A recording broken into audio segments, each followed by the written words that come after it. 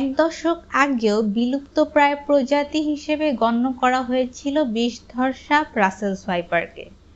কিন্তু বিগত কয়েক বছরে বাংলাদেশ ও ভারত সহ দক্ষিণ এশিয়ার বেশ কিছু দেশে আতঙ্কের কারণ হয়ে দাঁড়িয়েছে এই সাপটি। প্রথম দিকে বরেন্দ্র অঞ্চলে আনাগোনা থাকলেও বর্তমানে পদ্মা, মেঘনা ও যমুনা নদীর তীরবর্তী অঞ্চলগুলোতে ছড়িয়ে পড়েছে এই সাপের উৎপাত। চলুন রাসেলস ভাইপার চেনার কিছু উপায় জেনে নেওয়া যাক।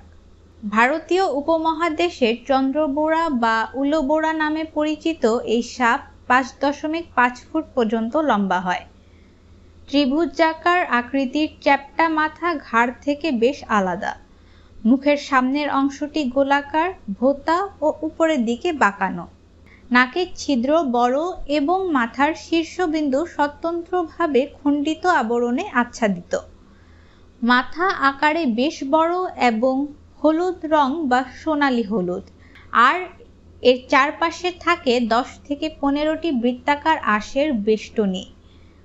2 জোড়া চোয়ালের ঢালের মধ্যে সামনের জোড়াটি একটু বেশি প্রসারিত।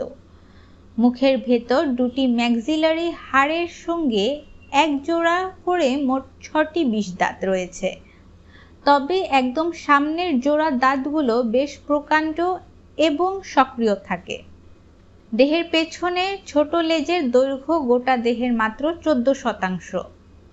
এদের শরীরের রঙের প্যাটার্নে রয়েছে গভীর হলুদ এবং বাদামি মাটির রং। শরীরের দৈর্ঘ্য বরাবর 3 সারির গাঢ় বাদামি দাগ। এই দাগগুলোর প্রত্যেকটির চারপাশে রয়েছে একটি করে কালো বলয়। এর বাইরের সীমানা সাদা বা হলুদ হয়ে প্রান্তের দিকে গাঢ় হয়ে গেছে। মাথায় রয়েছে এক জোড়া গাঢ় ছোপ, যার প্রত্যেকটি একটি করে গোলাপি বা বাদামি রঙের ভি বা এক্স আকৃতির হয়ে মাথার শীর্ষবিন্দুতে মিলেছে। চোখের পেছনে অন্ধকার স্তরটি সাদা বা গোলাপি প্রান্ত রেখায় পরিবেষ্টিত। শরীরের সামনে ও পেছনে সর্বাঙ্গ জুড়ে সাদা, হলুদ বা গোলাপি রঙের সঙ্গে কালো দাগের অনিয়মিত ও বিক্ষিপ্ত নকশা। রাসেলস ভাইপারের অন্যতম একটি বৈশিষ্ট্য হচ্ছে এরা যে কোনো স্থানের সঙ্গে অবিকলভাবে মিশে যেতে পারে। কোনো শত্রুর কাছ থেকে হুমকি পাওয়ার সঙ্গে সঙ্গেই এরা একটি এস আকৃতি গঠন করে। শরীরের উপরের 1/3 উত্থাপন করে উচ্চ শব্দে আক্রমণের ঘোষণা দিতে থাকে। এইভাবে শরীরের নির্দিষ্ট অংশকে উপরে তুলে ধরাটা প্রতিটি সাপেরই আক্রমণের একটি সাধারণ ভঙ্গিমা।